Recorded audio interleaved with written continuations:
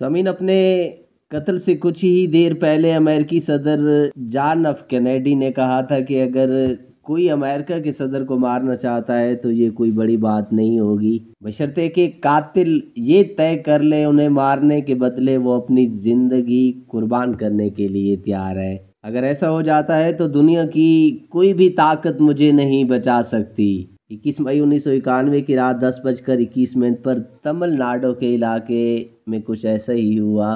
30 साल की एक औरत संदल का एक हार लेकर इंडिया के साबिक वजीर आजम राजीव गांधी की जानिब बढ़ी और जैसे ही वो उनके पैर छूने के लिए झुकी, एक जोरदार धमाका हुआ। वहां मुश्किल से 10 गज की दूरी पर गल्फ न्यूज की नामा निगार नीना गोपाल उस वक्त राजीव गांधी के मुआविन समन दोए से बात कर रही थी। नीना याद करती है, मुझे समन से बात करते 2 मिनट भी नहीं हुए थे कि मेरी आंखों के सामने बम फटा। मैं आमतौर पर सफ़ेद कपड़े नहीं पहनती, उस दिन जल्दी जल्दी मैंने एक सफ़ेद साड़ी पहन ली। बम फटते ही मैंने अपनी साड़ी की जानिब देखा तो वो पूरी तरह से काली हो गई थी और उस पर गोश्त के टुकड़े और खून के छींटे थे।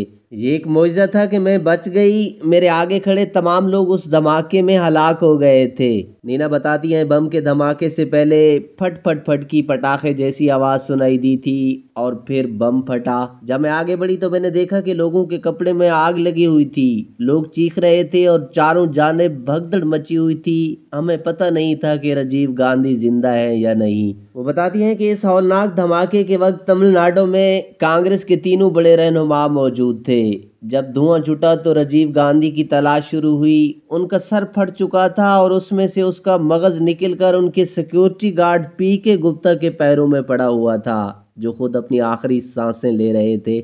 बाद में कांग्रेस के रहनुमा जी के मोपनार ने एक जगह लिखा था, जैसे ही धमाका हुआ लोग दौड़ने लगे। मेरे सामने हर जगह लाशें बिखरी पड़ी थीं। राजीव के सिक्योरिटी गार्ड प्रदीप गुप्ता अभी जिंदा थे। उन्होंने मेरी जानिब देखा, कुछ बुड़बुड़ाए और मेरे सामने ही दम तोड़ दिया, जैसा कि वो राजीव गांधी को किसी के हवाले करना चाहते हो। मैंने उनका सर उठाना चाहा लेकिन मेरे हाथ में सिर्फ गोश्त के लोथड़े और खून ही आया। मैंने तौलिए से उन्हें ढक दिया। इंदिरा गांधी के प्रिंसिपल सेक्रेटरी ने अपनी किताब my days with Indira Gandhi में लिखा है कि इंदिरा गांधी के कत्ल के कुछ घंटों के अंदर अंदर उन्होंने ऑल इंडिया इंस्टीट्यूट के बरामदे में सोनिया और राजीव को लड़ते हुए देखा था। राजीव सोनिया को बता रहे थे कि पार्टी चाहती है कि मैं वजीर आजम के ओहदे का हल्फ लूं। सोनिया ने उसकी सख्त मुखालफत की और कहा, हरगिज़ नहीं, वो तुम्हें भी मार डालेंगे। राजीव का जवाब था, मेरे पास कोई और रास्ता नहीं, मैं वैसे भी मारा जाऊंगा।